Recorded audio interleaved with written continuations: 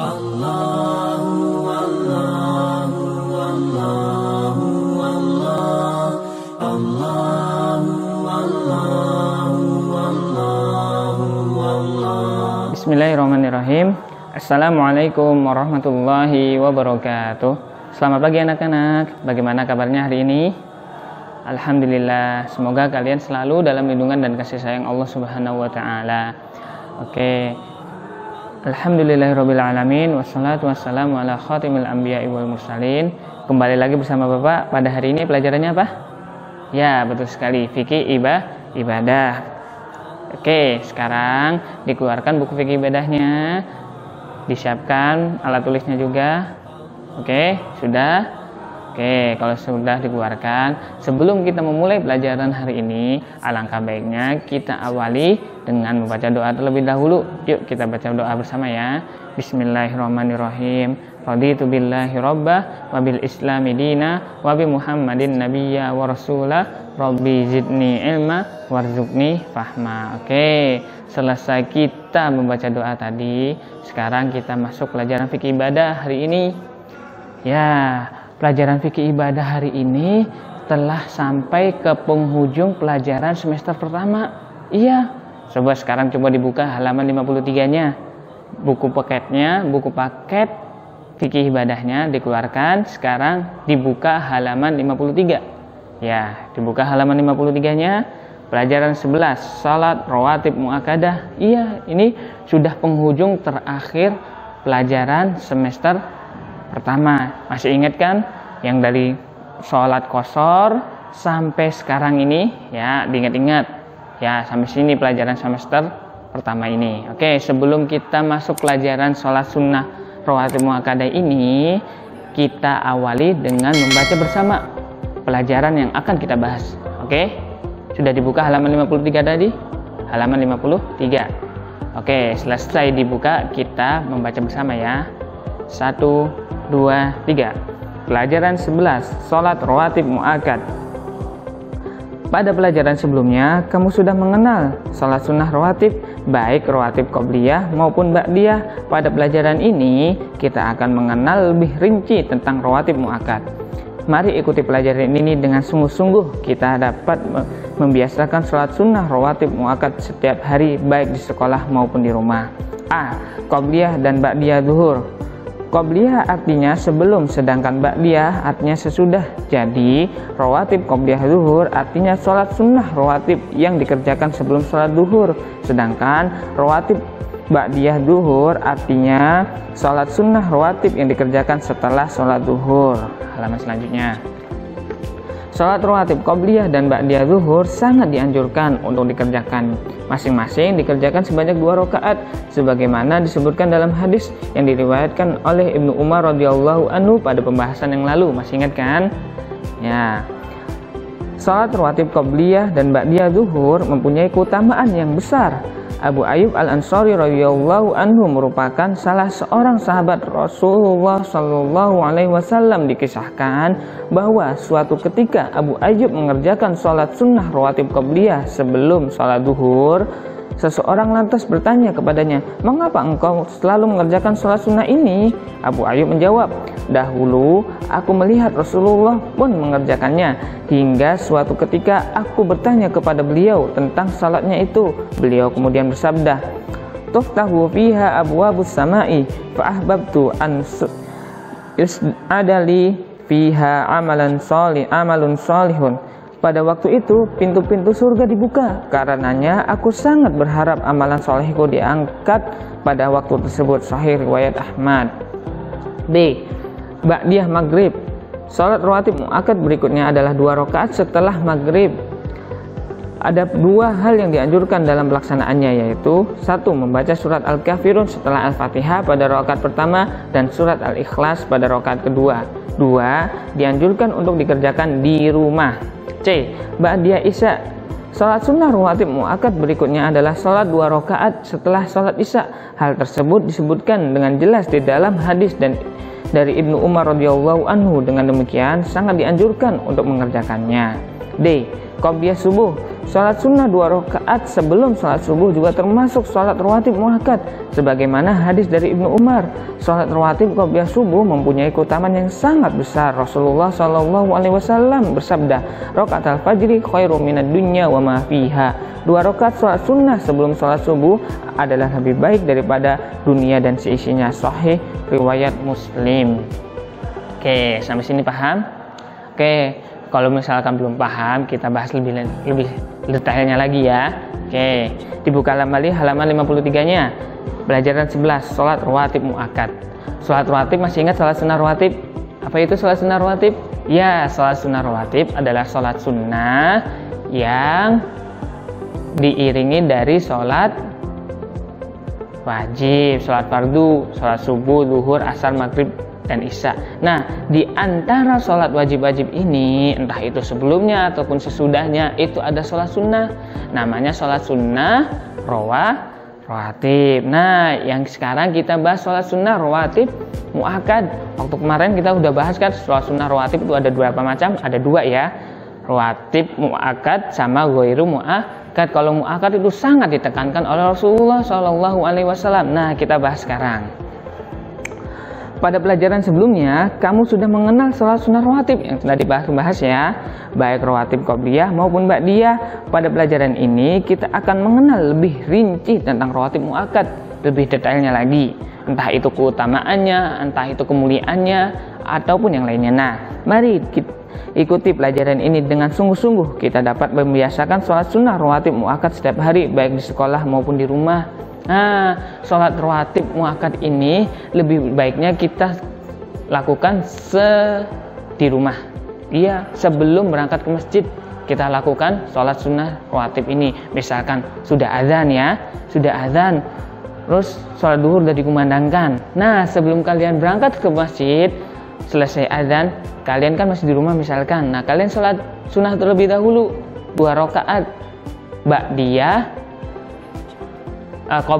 qobliyah sebelum duhur, baru kalian berangkat ke masjid. Nah, kita lebih bahas lagi. Nah, contohnya ini, qobliyah dan ba'diyah duhur, sebelum dan sesudah sholat duhur. Qobliyah artinya sebelum, seperti Bapak tadi bahas ya.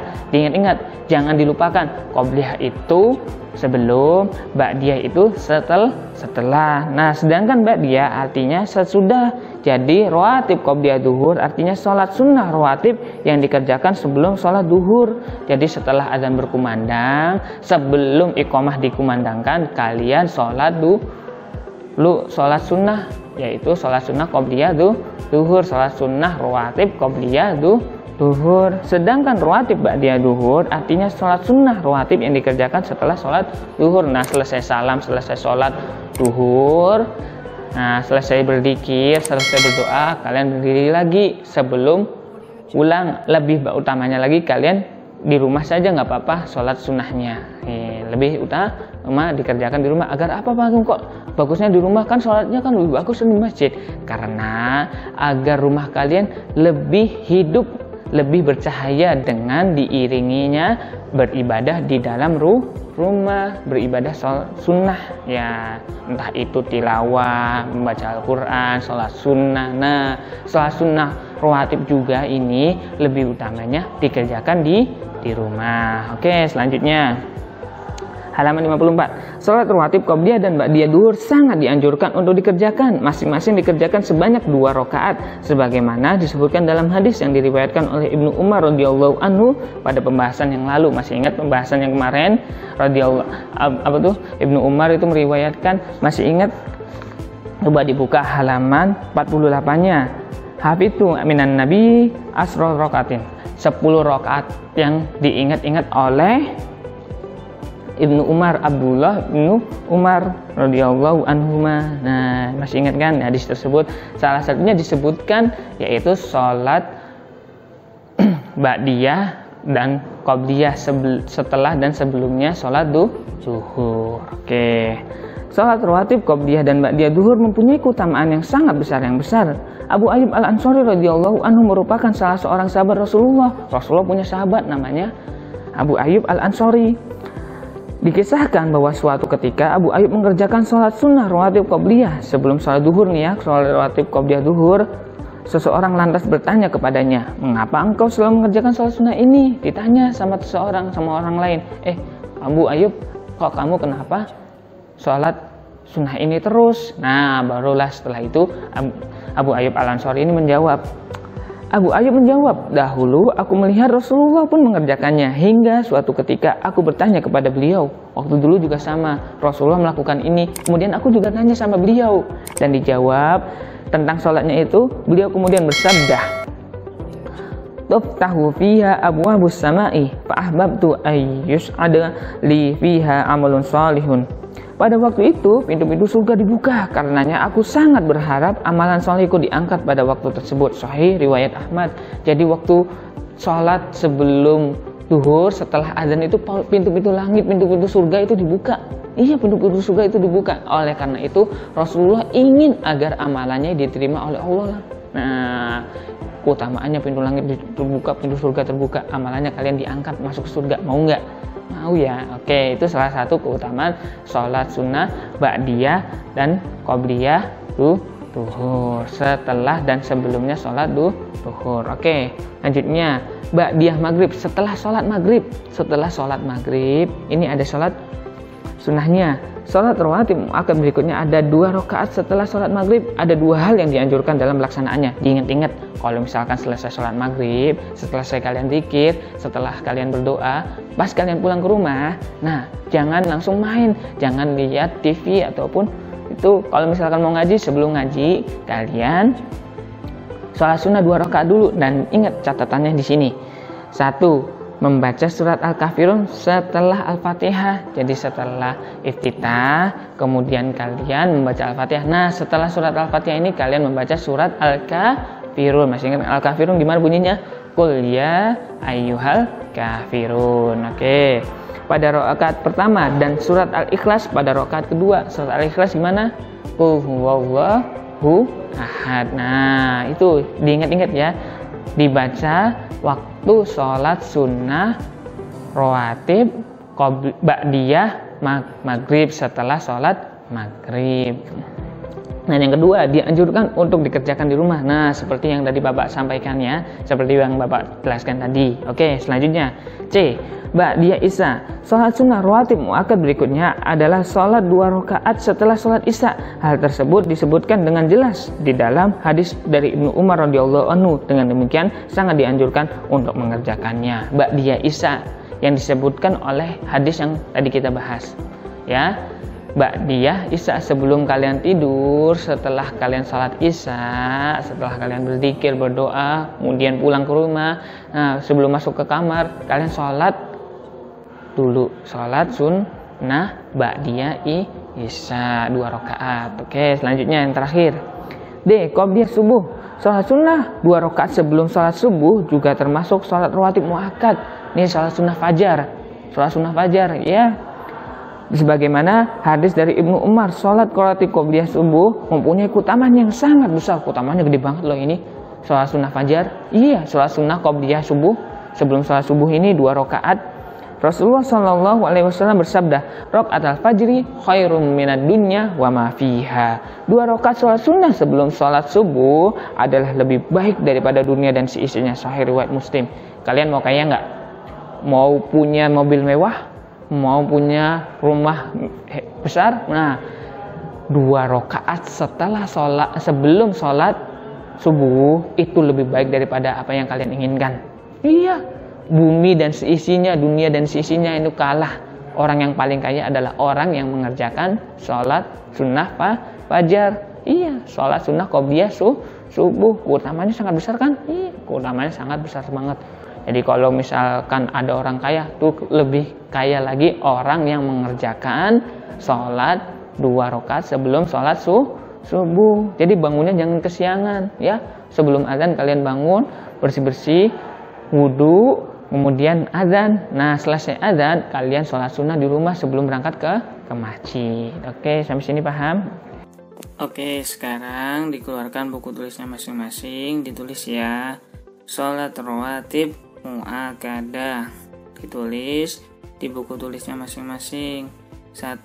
Sholat sunnah rawatib muakkadah terdiri dari 5 waktu, yaitu 2.